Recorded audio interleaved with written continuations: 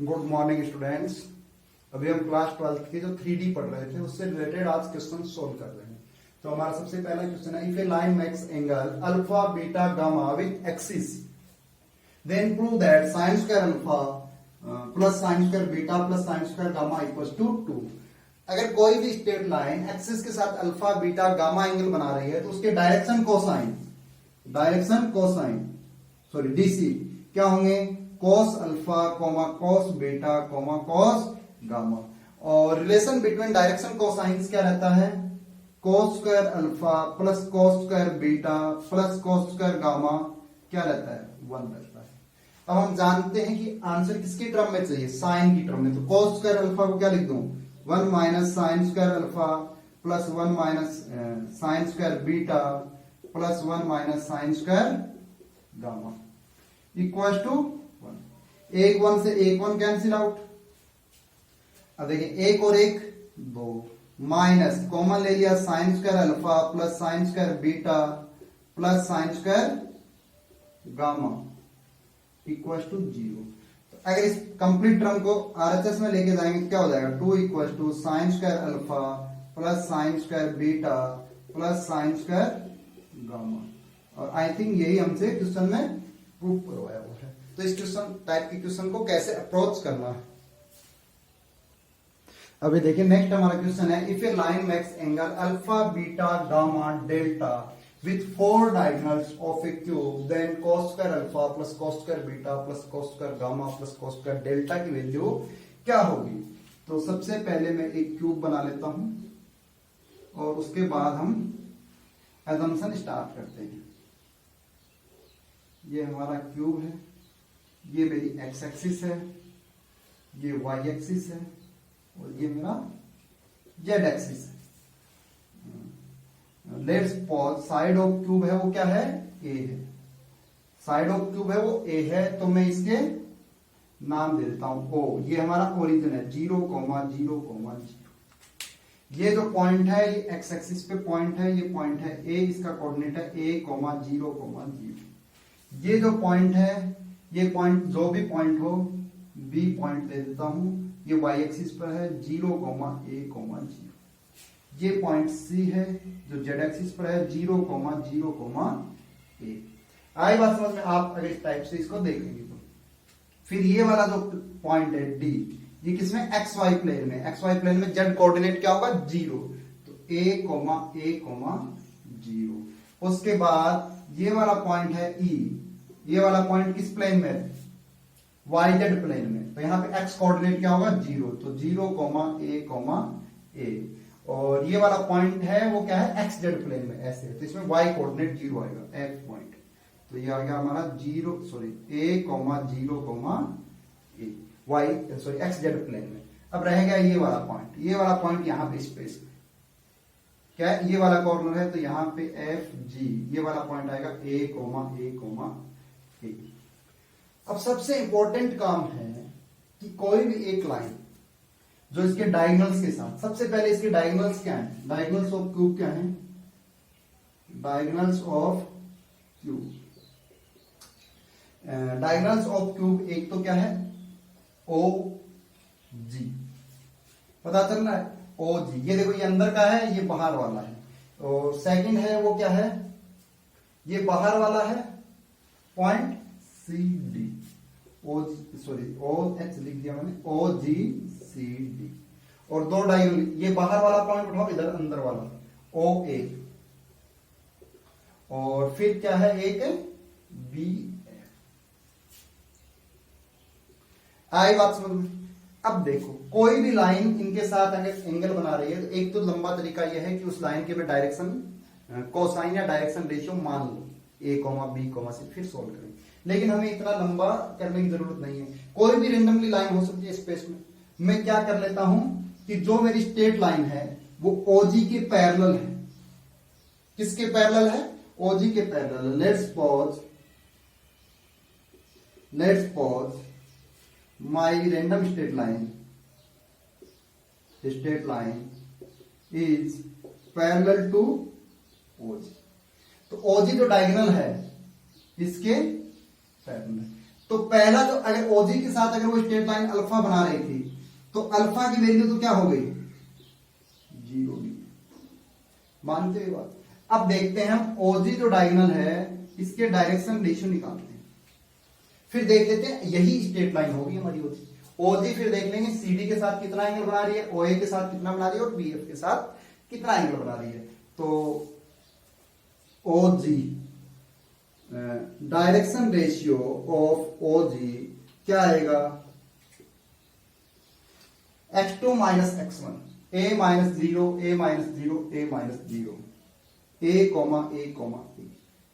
फिर direction ratio of C D, direction ratio of C D, C D, C और D point देखिए, सी ये रहा डी ये रहा, x2 a minus 0, a minus 0, 0 minus a, क्या आया a कॉमा माइनस।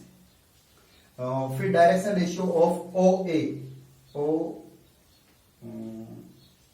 सॉरी क्या लिख दिया मैंने, ओ ए लिख दिया, सी डी ले लिया हमने, ए का किसके साथ है, ई ए होगा, ई ए,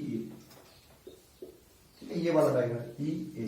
तो इसका क्या आएगा 0 minus A, direction ratio of E A diagram का minus A, 0 minus A minus 0, A comma A.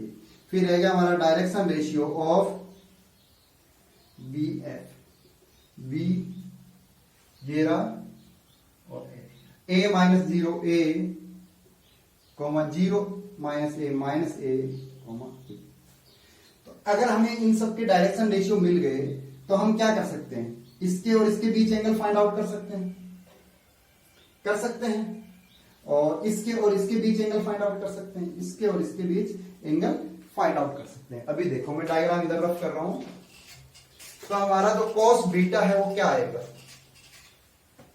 Cos beta है वो क्या आएगा, कॉस बीटा क्या है, हमने जो स्ट्रेट लाइन मानी थी ओजी की पैरेलल मानी थी, तो ओजी और सीडी के बीच जो एंगल है वो आएगा a1 upon a2 a square plus b1 b2 a square plus c1 c2 minus a square upon root under a1 square plus a2 square plus a1 square plus b1 square plus c1 square into a square plus a square plus a square minus a का whole square भी क्या आएगा, a square आएगा।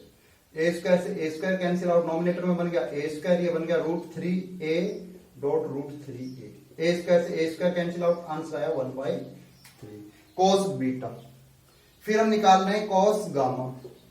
cos gamma क्या है, OG के बीच और EA के बीच एंगल, तो ये क्या आएगा, ये अगेन क्या आएगा a1 a2 minus a square plus का a स्क्वायर प्लस का a स्क्वायर, डिनोमिनेटर में 3a स्क्वायर ही आएगा, एज इट इज सेम रहेगा, a के स्क्वायर से ये भी आया 1/3। फिर ने का फाइंड आउट कर रहे हैं हम, cos डेल्टा, सही चल रहा है, cos डेल्टा, तो cos डेल्टा किसके बीच में, OG और BF के बीच एंगल, तो ये क्या आएगा a square minus a square plus a into minus a और a इंटू a, और नीचे वही, तो ये भी क्या आ गया 1/। तो अब यहां पे वैल्यू पुट कर दीजिए, अल्फा की वैल्यू क्या थी 0, cos square 0 plus cos square beta 1/3 का whole square 1/9, cos square gamma 1/3 1/9, cos square delta 1/9। Solve किया 1 प्लस 1/9 प्लस 1/9 प्लस 1/9 क्या हो गया 1/3, 3/9 हो गया, तो इसकी वैल्यू आ गई 4/3। तो इस क्वेश्चन का आंसर क्या है 4/3। तो आई बात समझ में, अगर कंपटीशन में या कहीं पे भी आपको क्वेश्चन देखने को मिलता है तो किस टाइप से अप्रोच करना है, आप जो स्ट्रेट लाइन है उसको किसी भी एक डायगोनल के पैरेलल सपोज कर लें और अपना क्वेश्चन सोल्व करें। नंबर 3 सबसे इंपॉर्टेंट और कॉन्सेप्चुअल क्वेश्चन है। पहले क्वेश्चन पढ़ें, if the line whose direction cosine are given by AL plus BM plus CN equals to 0 and FMN plus GNL plus HLM equals to 0 are perpendicular, then value of F upon A plus G upon B and H upon C। पहले question को समझें, कोई भी straight lines हैं उनके direction cosine L M N है, वो इस गिवन रिलेशंस को सेटिस्फाई कर रहे हैं, और वो स्ट्रेट लाइंस अगर परपेंडिकुलर हैं तो आप f upon A plus G upon B plus H upon C की वैल्यू बताइए। तो हम सबसे पहला काम क्या करते हैं, एक वेरिएबल की वैल्यू फाइंड आउट कर लेते हैं। n की वैल्यू है फर्स्ट इक्वेशन से, वो क्या है, minus A L minus B M by सी।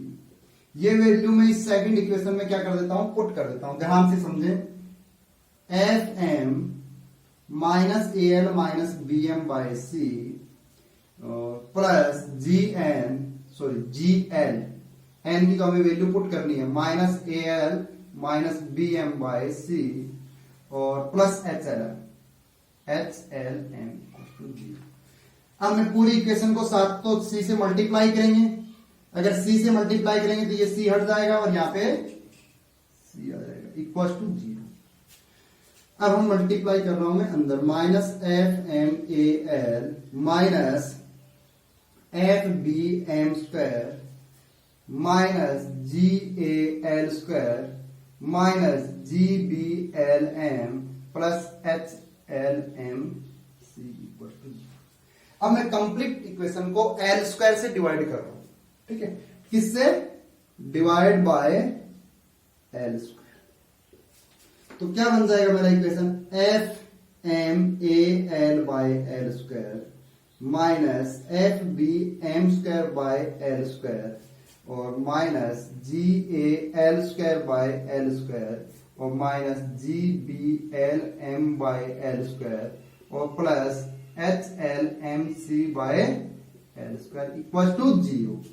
एक एल से एक एल कैंसिल आउट, दोनों एल से दोनों एल कैंसिल आउट, एक एल से एक एल, सॉरी केवल पावर कैंसिल आउट, एक एल से एक।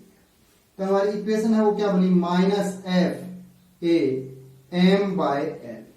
ऐसा क्यों लिख रहा हूं अभी आपको समझ में आएगा, minus F B M square by L square, तो इसको लिख दिया मैंने एम अपॉन एल का होल स्क्वायर और minus G A minus ji B M by L और plus H C M by L equal to 0। अब देखें, minus F B M by L का होल स्क्वायर। अब एम बाई एल में common ले रहा हूं सब में से, तो प्लस एच सी और फिर माइनस आएगा, माइनस एच सी माइनस जी बी और minus f into m by l और माइनस जी बी। तो ये m अपॉन l में क्वाड्रेटिक इक्वेशन नहीं है क्या, ठीक है, is a quadratic equation, is a quadratic equation in m by l। तो मान लीजिए इसमें m बाई l की दो वैल्यू होंगी, एक होगी m1 अपॉन l1 और दूसरी होगी आपकी m2 बाय l2। तो product of zeros, product of roots means m1 by l1 into m2 by l2 की वैल्यू क्या आएगी, constant term upon coefficient of x square. Constant term है minus G A C upon A और minus F है, minus से minus cancel. तो आई बात समझ में आ रहा है। तो हमें क्या वैल्यू मिली, देखिए ध्यान से देखें, m1 m2 upon l1 l2 equal to G A upon F B. यहां के अकॉर्डिंग में देखो, जी को डिनोमिनेटर में बी ले जाता हूं और एफ के डिनोमिनेटर में ए ले जाता हूं। इसको ऐसे लिख सकता हूं, g by b upon f by a. अब इनको अगर क्रॉस एक्सचेंज करते हैं तो m1 m2 बाय में क्या आएगा, g by b equal to l1 l2 upon क्या आएगा, एफ बाई ए। यहां तक बात समझ में आई। अभी हमने किसकी वैल्यू फाइंड आउट करके रखी थी, यहां पे इस कंप्लीट इक्वेशन में n की वैल्यू फाइंड आउट करके रखी थी। अगर हम नेक्स्ट टाइम किसी भी और वेरिएबल की जैसे l की वैल्यू फाइंड आउट करके रखेंगे, l की वैल्यू क्या आएगी, l की वैल्यू क्या आएगी, minus B M minus C N, यहां क्या आ जाएगा सी एन बाय ए। इस कंप्लीट इक्वेशन में रखेंगे तो हमें किस में क्वाड्रेटिक इक्वेशन मिलेगी, m और n में क्वाड्रेटिक इक्वेशन मिलेगी। उसको आप इसी प्रोसेस से सोल्व करोगे तो आपको क्या मिलेगा, मैं डायरेक्ट रिजल्ट लिख रहा हूं, m और n में आपको क्वाड्रेटिक इक्वेशन मिलेगी, m1 by n1 into M2 bye N2, इसकी वैल्यू आपको किस तरीके से मिलेगी, इधर देखें, M1 अपॉन, तो इसकी वैल्यू आपको मिलेगी G अपॉन B और upon H upon C, G upon B H upon C, means इसकी वैल्यू आपकी ऐसी होगी GC बाय H B।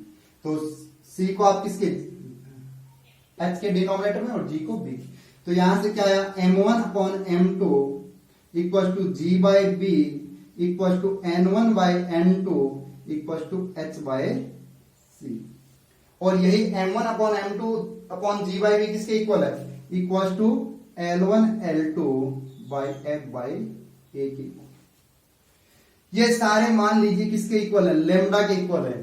अगर both lines are perpendicular to each other हैं तो हमें क्या पता है, M1 M2 plus N1 N2 plus L1 L2, LMN होते हैं ना, L को पहले लिख देते हैं, sorry, L1 L2 equal to क्या आएगा, 0, और root under, sorry, A1 A2 plus B1 B2 plus C1 C2 क्या आता है, 0 आता है अगर परपेंडिकुलर लाइंस है तो अगर इनकी वैल्यू इसमें पुट करेंगे तो हमें क्या मिलेगा, L1 L2 की वैल्यू क्या है, lambda into F upon A plus M1 M2 की lambda into G upon B plus lambda into H upon C, इसकी वैल्यू क्या आई, 0। इन सब की वैल्यू यहां पुट कर दी, लेमडा को उधर भेज दीजिए, G by B plus H by C क्या है आपका, 0। तो जो क्वेश्चन में पूछा है उसका आंसर क्या है, 0, ठीक है, आंसर 0। तो इस टाइप के क्वेश्चन को आपको कैसे अप्रोच करना है, कैसे सॉल्व करना है, आप इस क्वेश्चन को अच्छे से समझें, अच्छा क्वेश्चन है, कंपटीशन के पॉइंट ऑफ व्यू से भी और एग्जाम में, बोर्ड के एग्जाम में भी पूछा जा सकता है। आप